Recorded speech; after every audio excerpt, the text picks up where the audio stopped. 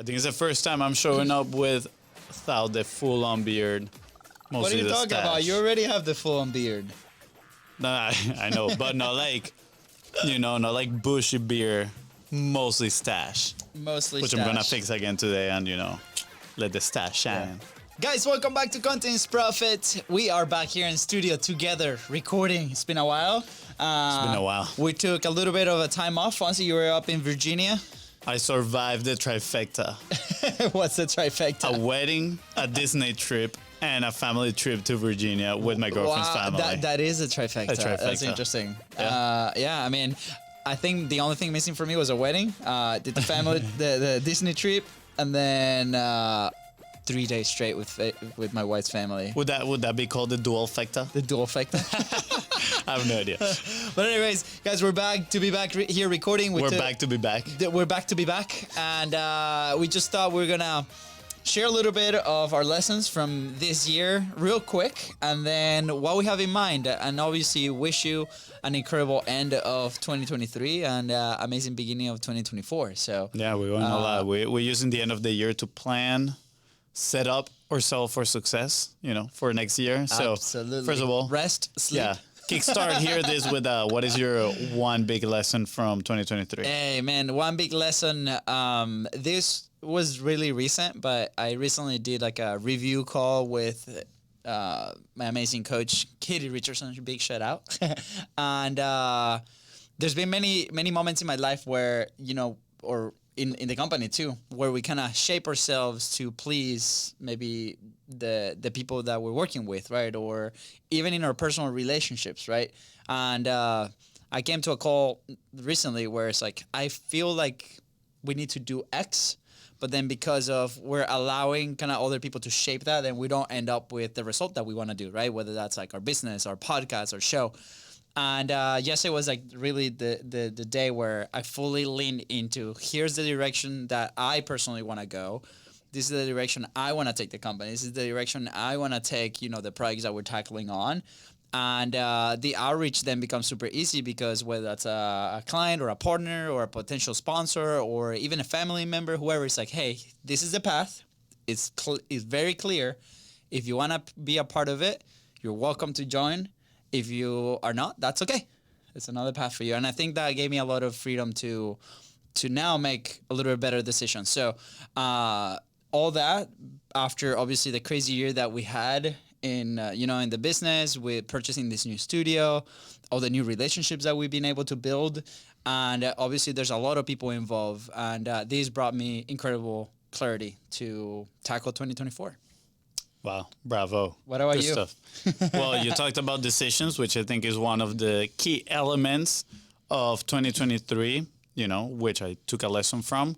And then the other thing is that, 2023 was quite an overwhelming year. There was a lot of changes, a lot of new additions, like this awesome and sexy looking studio that you want to book at studiopodcastsuites.com.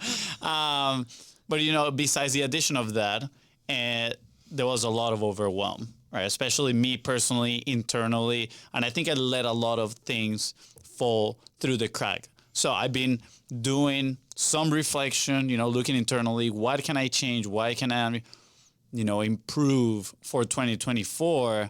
And it keeps coming back to decisions, which you just talk about, right? And life is a collection of all the decisions we've made. So, when I'm looking at why was I overwhelmed, maybe it was because I took certain decisions that led me to, have my plate way too full at very inconvenient times. And then I had to make very hard decisions or very stressful decisions, high stakes decision. Now that I play poker, I can say high stakes decision.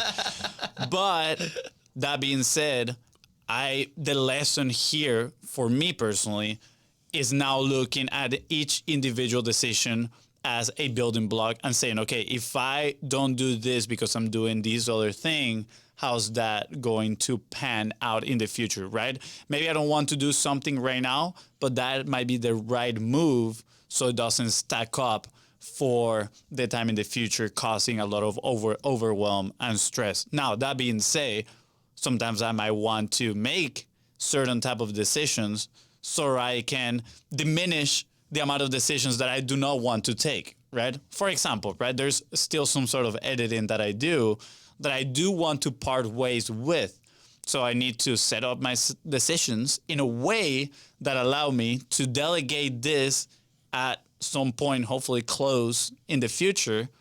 And then I don't have to make the decisions of, okay, when am I going to do this edit, putting friction on my plate, right? So I think, again, seeing decisions as a building block and some sort of stakes in the longer game, I think is very important. So that was a big lesson for me in this 2023 that I'm looking forward to improve in my 2024, right? My decision making, as well as simplifying some parts of my life, right? And this is going to sound super biohacker bro, but optimizing for the things that I want to do, meaning I want to put things in the calendar that I enjoy a lot, right? I feel like I parted ways with some of those in 2023, and I was trying, that falls back into the decision making, right? I was trying to sneak them in at moments that I had to do other things, you know, again, taking the decision to do X versus Y,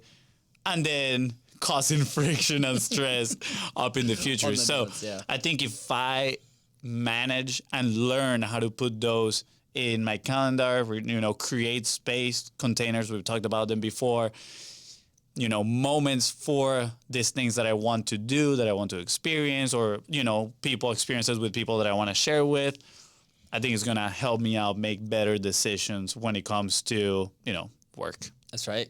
I love it. So obviously, what do we have in mind for 2024? What's coming? Well, besides turning into a full-time poker player, as you can tell, that is my new infatuation is learning how to play poker. And actually, dude, it's a lot of fun. But topic for another day. So if you're into poker, just clearly send Fonzie a DM.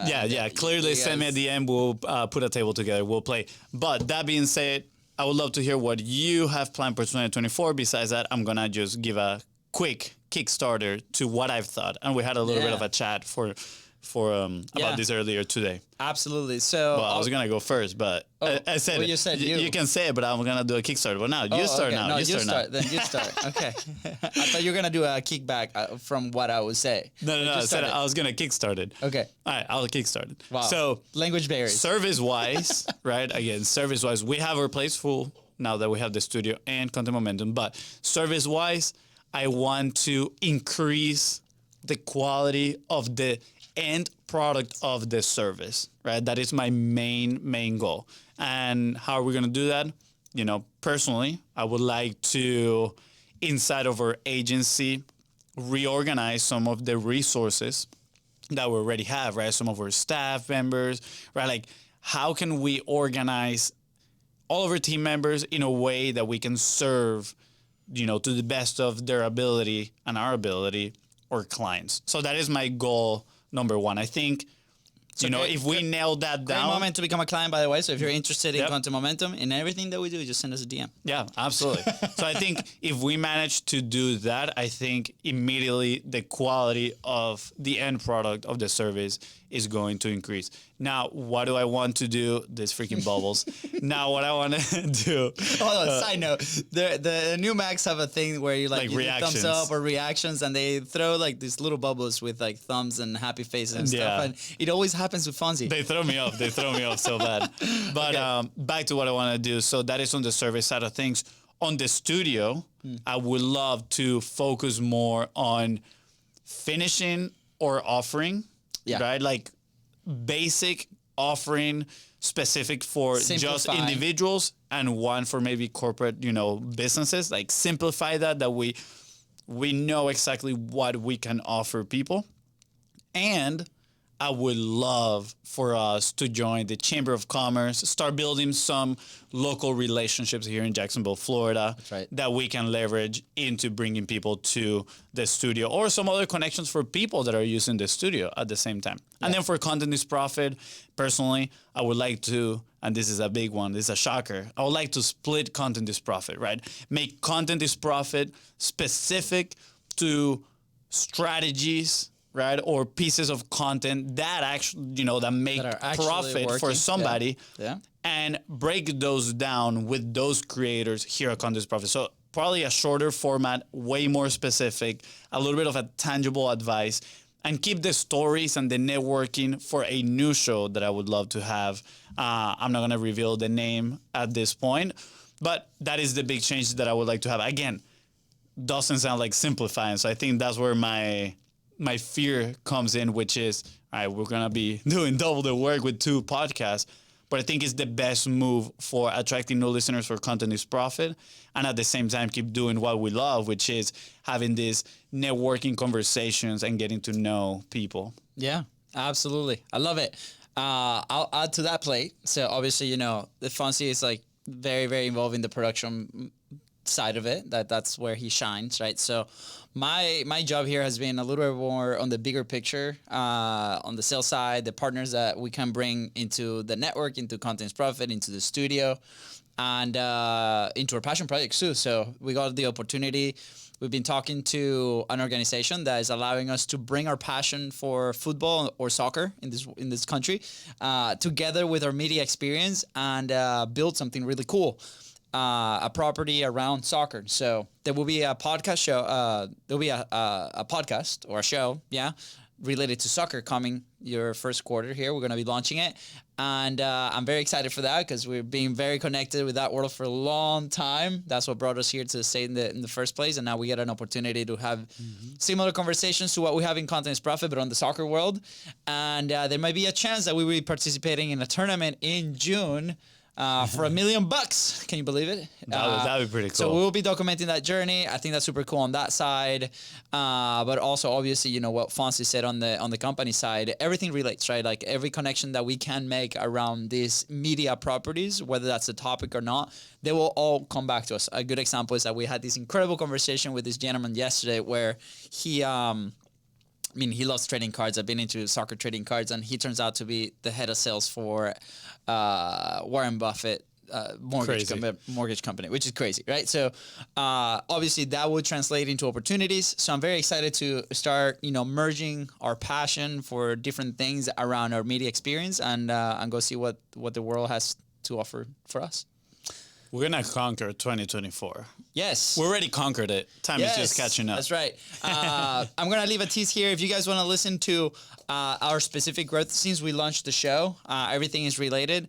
Just let us know. Send us a DM. Maybe we do a breakdown on how we've been able to do that. First year was great. Second year was not that good. And then third and fourth year were both growth years, achieved in a different way, both of them, which is really exciting. But everything has a podcast as a cornerstone to this growth. So if you guys want to hear that specifically, let us know, because what we have time for now is to wish you an incredible end of 2023, an incredible start of 2024. Best wishes. Thank you guys for listening. Thank you for being part of our lives, to push us to do better in this show, in our service, and in our businesses, and as people as well. And I hope all the best for you and your family. Absolutely. Thank you so much, and we'll see you in 2024. All right. Take care, guys. Bye-bye.